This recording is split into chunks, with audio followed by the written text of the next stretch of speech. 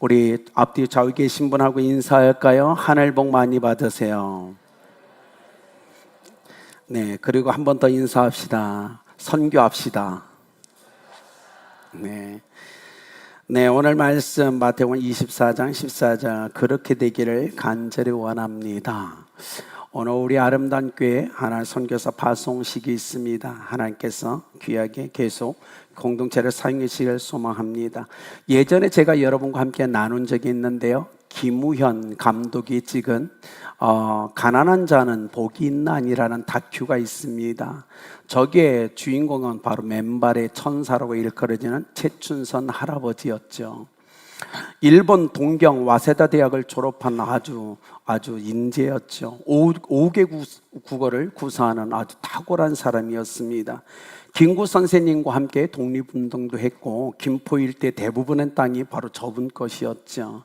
더 나아가서 70년대 제가 막 태어났을 때 70년대에 집에 자가용이 5대일 정도로 굉장히 큰 부자였습니다.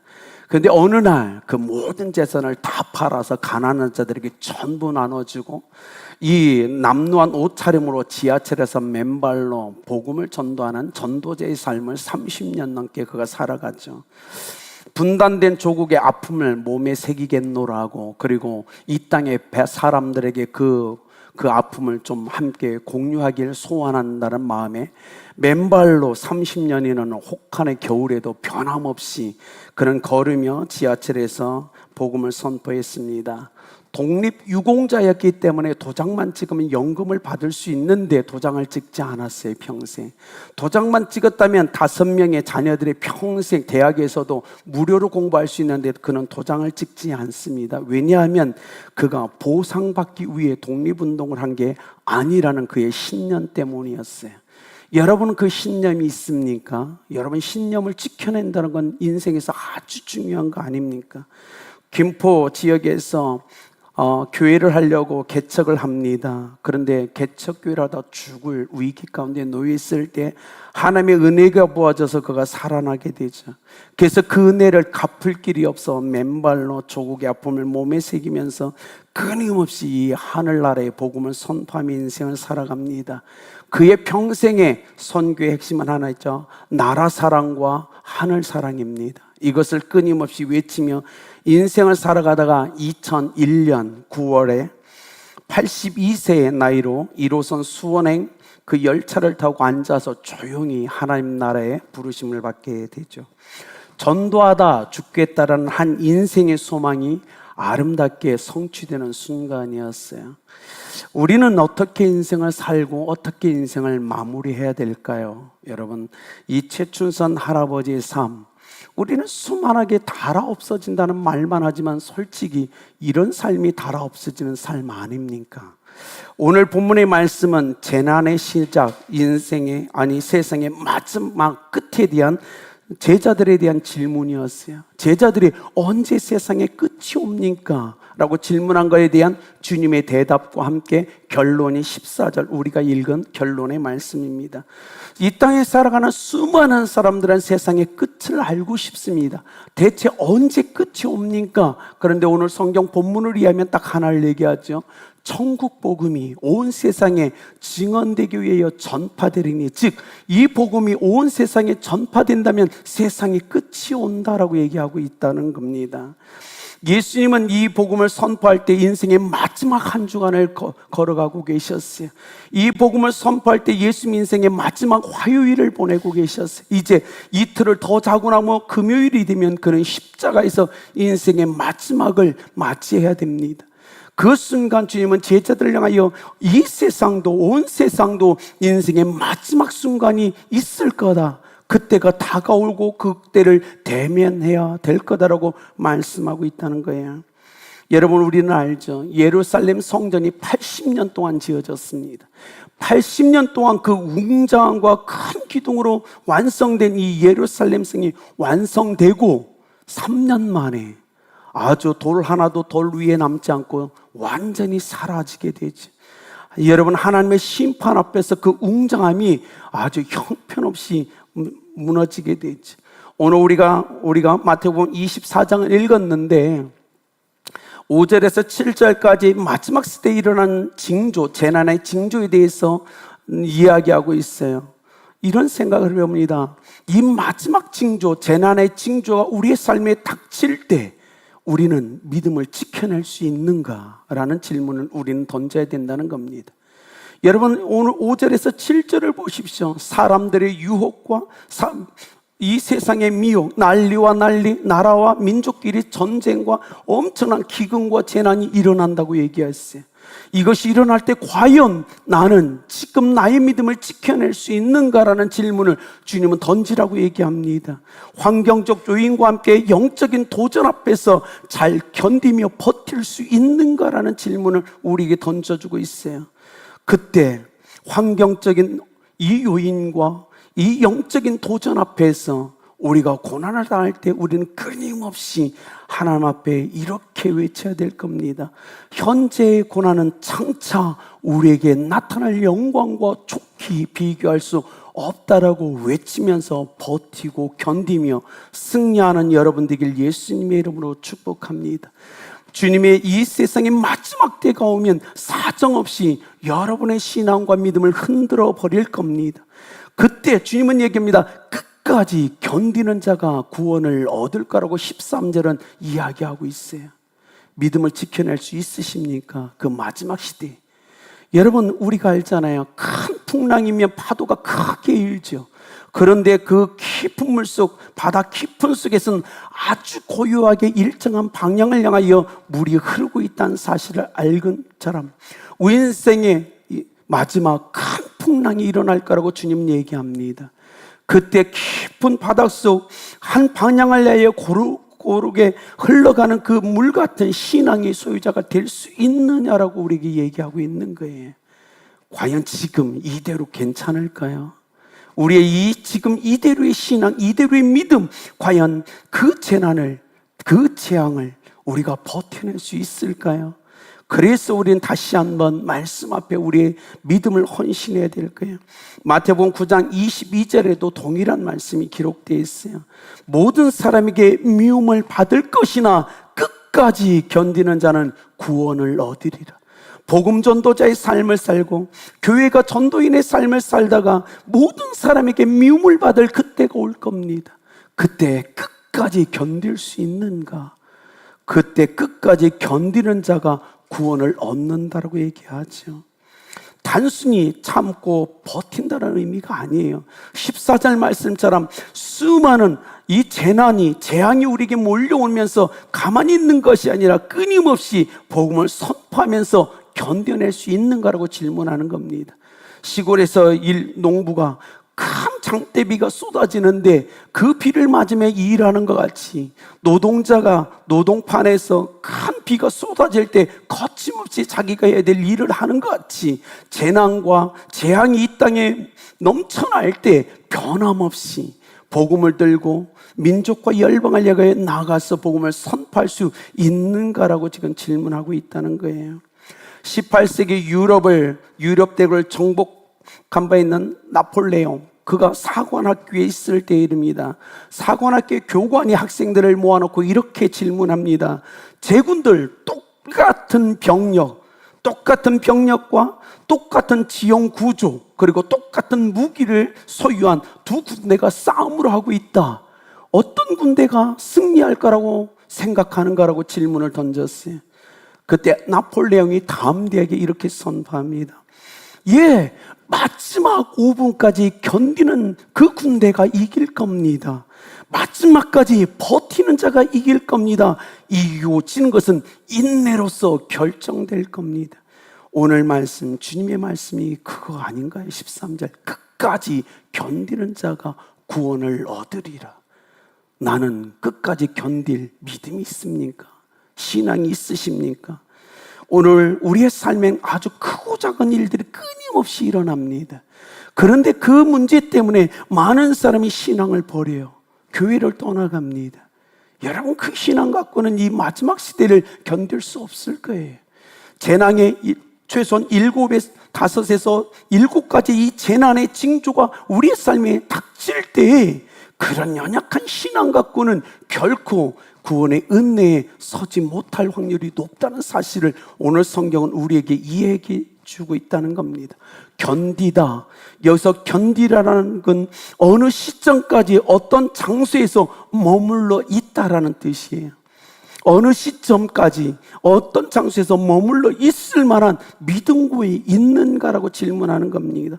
언제까지? 이 천국 복음이 온 세상 모든 민족에게 전파되는 그때까지 여러분이 하나님이 원하시는 그 장소에서 버티고 서 있을 수 있는가라고 질문한다는 거예요. 견디다, 휘포메노예요. 이를 악물고 참는 겁니다. 결코 쉽지 않을 겁니다. 이 땅의 조그만 고통도 견디지 못해서 쓰러지고 신음하는 이 세대 가운데 인생의 마지막 어떻게 해야 될까요? 오늘 우리는 선교사를 파송합니다. 저는 선교사를 파송하는 이 시간 정말 간절히 원해요. 아름다운 공동체가 파송한 이 선교사들이 이 마지막 때까지 끝까지 버텨주기를, 끝까지 견뎌주기를, 어떻게 그 땅 끝에서 복음을 전하면서 우리는 이곳에서 그들은 그곳에서 끊임없이 재난의 재앙이 몰려온다 할지라도 흔들림 없이 복음을 전하면서 그 시대를 견뎌내길 예수 그리스도의 이름으로 축복합니다. 주님이 오늘 우리에게 그걸 원하고 있다는 거예요. 복음이 이 수많은 재난과 재앙 가운데 거침없이 복음을 선포하며 마지막을 기다리는 것, 그것이 교회의 모습이어야 되고 교회의 사명이어야 된다는 겁니다. 데이비드 리빙스턴이 이렇게 얘기했죠. 하나님은 오직 한 아들밖에 없었고 그 아들을 선교사로 만드셨다라고 리빙스턴은 얘기했어요. 그래서 우리는 그 하나님의 유일한 아들을 선교사로 만드신 그 하나님 앞에서 그분이 선교사에게 되어 이 땅에 오셔서 이루은 그 모든 것을 끊임없이 주님의 초림과 재림의 중간사이에서 땅끝 온 세상에게 그 복음을 선포하며 열방이 죽게 돌아와 예배하기를 꿈꾸는 그 삶을 살아가는 것, 그것이 선교라는 겁니다. 하나님의 영광과 선교는 항상 연결되어 있어요. 교회의 목표는 단순히 선교가 아니라 선교를 통해서 하나님의 영광을 받으시고 선교를 통해서 열방이 하나님께 예수 그리스도의 그 권세 이름 앞에 무릎을 꿇고 하나님께 예배자로 서는 것입니다. 여러분, 우리는 선교사들이 선교지 가서 사바라고 보내는 거 아니에요. 그들에서 먹고 살으라고 보내는 거 아닙니다. 죽을 각오가 되어 있지 않다면 선교사로 나가면 안 되는 거예요. 우리는 첫 번째 복음을 선포해서 하나님의 영광을 드러내고 영혼들을 회개하고 돌아와 하나님 앞에 예배자로 서는 것, 그 목표를 위해서 우리는 선교사를 파송하고 있다는 겁니다. 존 파이퍼 목사님은 그래서 이렇게 얘기했어요. 예배가 없기 때문에 선교가 필요한 것이다. 선교는 예배가 없는 곳에 가서 복음을 선포해서 그들로 하나님을 예배하는 거기 때문에 선교는 끊임없이 예배가 없는 민족과 나라, 그 방언 백성을 찾아가서 그곳에서 복음을 선포하는 것이 선교다라고 존 파이퍼 목사님은 얘기했어요. 그렇지 않을까요? 오늘 우리 시대의 선교가 매우 필요하죠. 왜냐하면 예배하지 않는 나라, 민족, 열방이 너무나 많기 때문입니다. 우리는 그들을 향하여 나가야 됩니다. 그리고 그 민족 가운데 복음을 선포해서 그들로 하나님 앞에 예배자로 세워야 됩니다. 그런데요, 누가 선교할 수 있는지 아세요? 누가 선교할 수 있냐면 예배를 참된 예배를 드려본 사람만이 선교할 수 있다는 사실입니다. 그래서 존 파이퍼 목사님이 이렇게 얘기합니다. 예배 또한 선교의 연료다라고 얘기했어요. 예배를 통해서 예배를 드리면서 이곳에서 여러분이 예배를 드리면서 더 많은 영혼이 이곳에 몰려와서 우리와 함께 앉아 예배 드리는 걸 보고 싶습니다라는 그 마음이 바로 선교의 시작이다라는 거예요. 그 마음이 없으면 열방에 나가지 않아요. 우리 교회 빈자리 가운데 더 많은 영혼들이 복음을 듣고 회개하고 예수 그리스도께 나와 이곳에서 함께 예배하기를 원합니다라는 마음이 있는 그 예배자들을 통하여 선교는 시작됩니다. 그 마음 때문에 그들은 열방의 각 나라 족속 백성 방언 가운데 나가서 담대히 복음을 전해 그들로 하나님을 예배케 하는 거예요. 그래서 예배를 제대로 잘 드리는 교회만이 선교를 제대로 할 수 있는 거예요. 아름다운 교회가 그런 예배자로 하나님 앞에 서기를 예수 그리스도의 이름으로 축복합니다. 우리가 하나님 앞에 온전한 예배자가 될 때, 그리고 더 많은 영혼이 이 예배자로 서기를 원하는 그 마음에 선교는 시작되고, 그런 교회를 통해서 하나님은 이 마지막 시대까지 그 일을 이루실 것을 확신하시길, 믿으시길 바랍니다. 결론을 맺을까요? 1968년도에 멕시코 하계 올림픽이 열렸어요. 아프리카 탄자니아의 한 선수인 아크와리라는 선수가 마라톤에 참가하게 됩니다. 그런데요, 이 마라톤에서 시작 종소리와 함께 달리기 얼마 안 돼서 그는 넘어지고 말아요. 콘크리트 바닥에 그가 넘어져 오른쪽 다리가 찢어집니다. 그리고 뼈가 탈골되는 사고를 당해요. 옆에 있던 의사가 불이 나게 와서 그 상처를 붕대로 감아줍니다. 그리고 그 상처는 지금 당장 병원에 가서 치료해야 된다고 얘기했어요. 그런데 아크와리는요, 그 의사의 말을 뿌리쳐요. 아니라고, 나는 달려야 된다고. 그 탈골된 무릎을 대충 맞추고 붕대를 감은 그 모습으로 레인에 돌아와서 다시 뛰기 시작합니다. 1등인 이 에티오피아의 마모 wal드 선수가 2시간 20분 26초로 1등으로 골이네요. 그 다음에 많은 선수가 결승점을 통과하게 됩니다. 1시간 5분이 지난 후 올림픽 스타디움에 많은 관중이 이미 자리를 떠난 상황, 그때 다리를 쩔뚝거리면서 한 선수가 스타디움으로 들어오기 시작했어요. 그리고 트랙을 돈 위에 결승전을 통과했어요. 다리에 감긴 붕대는 거의 풀어져 있는 상태였어요. 아크와리 기록은 3시간 25분 27초였어요. 멕시코시티라는 이 고원지대는 산소가 적어서 마라토너들에게는 무덤 같은 장소였어요. 그래서 신앙생활에다 어려움이 오면 중도의 신앙을 포기하는 사람들과 같이 당시 74명의 마라토너들이 출발을 했는데 17명이 중도에 포기하고 말았어요. 그런데 그토록 심한 부상을 입고도 그는 끝까지 완주를 해냅니다. 어떤 기자가 와서 그에게 질문해요. 이렇게 심한 부상을 입고 왜 당신은 끝까지 완주를 했습니까? 라는 질문에 이 아크와리가 이렇게 대답합니다. 조국이 이 경주를 시작하라고 저를 8,000km나 떨어진 이곳으로 보낸 것이 아닙니다. 조국은 이 경주를 끝까지 해내라고, 완주하라고 저를 이 먼 곳에 보냈습니다. 이 아크와리 선수는 우리에게 오늘 말씀의 정확한 의미를 전달해 주고 있어요. 감리교 창시자이던 요한 웨슬리 목사님이 이렇게 얘기했어요. 심판날, 그 마지막 날 주님은 우리 앞에 3가지, 즉 너의 시간과 너희 자녀와 너희 재산을 어떻게 썼는지에 대해서 질문할 것이다 라고 질문했어요. 여러분, 성경에 보면 주님은 왜 우리에게 보물을 하늘에 쌓아두라고 말씀하시고 계실까요? 여러분, 천국의 소망이 있으십니까? 그렇다면 우리가 마지막 시대에 주님이 오셔서 내가 너에게 허락한 인생의 시간과 내가 너에게 허락한 너희 자녀와 내가 너에게 허락한 재산을 어떻게 사용했느냐라고 질문할 때 여러분 어떻게 대답하시겠습니까? 마지막 시대를 살아가는 우리 성도님 여러분, 천국 복음이 모든 민족 온 세상에 전파되는 선교를 위해서 여러분의 시간과 물질과 자녀를 들이시지 않으시겠습니까? 주님이 시작하신 선교를 순종함으로 완성하지 않으시겠습니까? 아름다운 공동체가 그렇게 하나님 앞에 쓰임받길 예수 그리스도의 이름으로 축복합니다. 기도하겠습니다.